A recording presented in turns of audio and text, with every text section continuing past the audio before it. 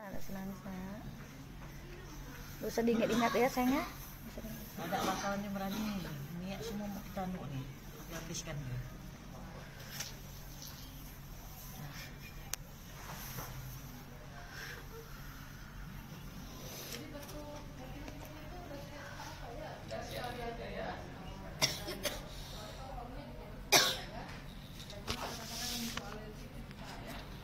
Siapa nama Polsek Selatan? Mana aku tahu.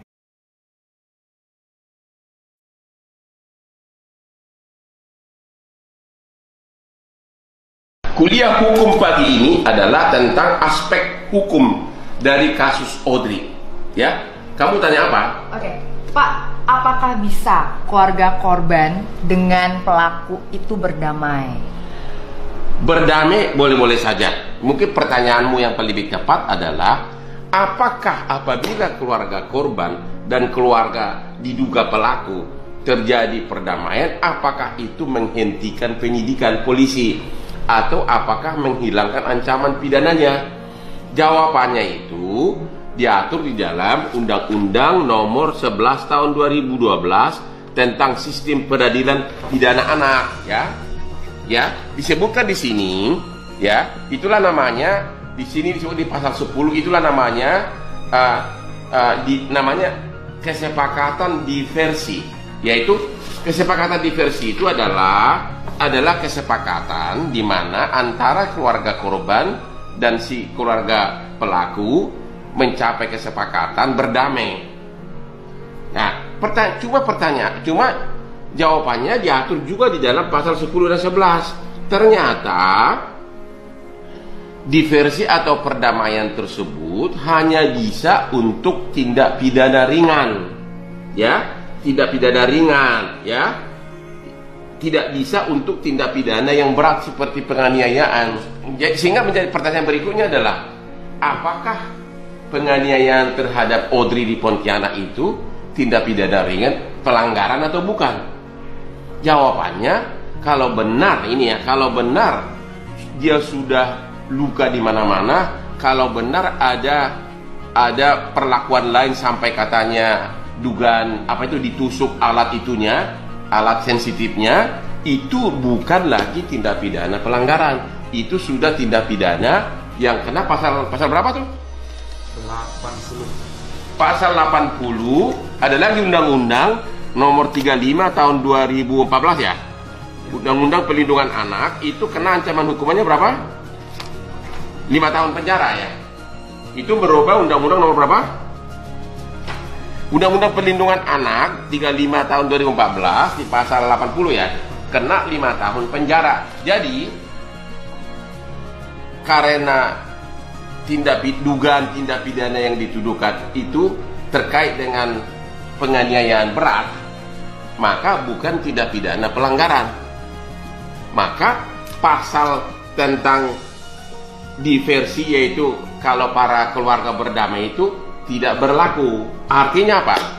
Sekalipun misalnya keluarga korban atau keluarga dari dia juga si pelaku berdamai, tetap demi hukum penyidik wajib melanjutkan kasusnya. Oke? Wajib melanjutkan kasusnya karena untuk tindak pidana yang dugaannya berat seperti penganiayaan seperti itu kalau terjadi perdamaian tidak menghentikan penyidikan. Hanya untuk misalnya disebutkan di sini perdamaian yang bisa menghentikan penyidikan, misalnya tindak pidana pelanggaran, artinya pelanggaran ringan, tindak pidana tanpa korban, ya, atau nilai kerugian korban tidak lebih dari upah minimum, ya, itu boleh didamaikan. Tapi kalau benar sampai ada dugaan bahwa alat sensitif dari si korban tersebut sampai dicolok pakai alat, itu sudah tindak pidana yang sangat berat, sehingga wajib hukumnya harus penyidikannya dilanjutkan. Sehingga kalau benar si Audrey itu mengalami luka di mana-mana, bahkan alat sensitifnya pun dicolok kalau benar ya, dugaan tersebut kalau benar, harusnya si pelaku itu yang diduga pelaku sudah tidak bisa menghirup udara bebas lagi, harusnya sudah ditahan. Alasan di bawah umur tidak tepat karena sudah ada undang-undang berapa tuh?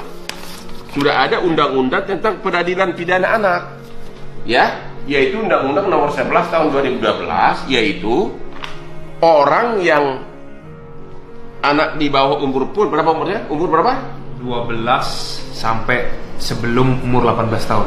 Umur 12 sampai sebelum 18 tahun itulah yang disebutkan dengan yang dikategorikan sebagai anak yang bisa diadili kan? Ya. Nah, jadi bisa diadili dan juga bisa ditahan. Itulah aspek hukumnya dari kasus Audrey. Ya. Jadi kalau memang benar tuduhan-tuduhan yang ada di media sosial sudah sampai ke mancanegara, kalau memang itu benar, memang tidak ada alasan lagi untuk tidak segera penyidikan dimulai, tetapkan tersangka dan segera dilakukan penahanan. Ya, kira-kira begitu, ya. Kira-kira begitu. Karena ini sudah sangat melukai hati masyarakat. Ya. Dan saya sendiri pribadi siap membantu si keluarga korban dari aspek apapun. Bahkan pagi ini saya sudah berjanji, saya kan harus ceramah dalam waktu dekat di pesantren Jombang Tebu Ireng di hadapan para santri. Mereka sudah kirim saya uang untuk honor saya ke Jombang, untuk honor ceramah. Saya bersedia seluruhnya uang honor yang saya terima dari Tebu Ireng Jombang, saya sumbangkan kepada keluarga si Audrey ini, agar mereka punya kepercayaan diri untuk bertarung dari segi hukum. Ya, mereka harus bertarung dari segi hukum. Ini tidak. Kalau benar ada pejabat, ya, pejabat dari keluarga diduga pelaku, ya ini kita harus lawan. Mohon kepada wartawan semuanya di Pontianak harus segera dibeberkan siapa pejabat yang kalau diduga benar dia backing di belakang. Oke? Itulah ceramah hari ini dari Hotman Paris. Jadi secara Undang-Undang Nomor 11 Tahun tentang Sistem Peradilan Pidana Anak dan Undang-Undang Nomor 35 2014 tentang Perlindungan Anak, kasus Audrey memenuhi syarat untuk disidik dan ditetapkan tersangka, bahkan memenuhi syarat untuk dilakukan penahanan kepada orang yang diduga pelaku. Salam Hotman Paris, selamat berjuang.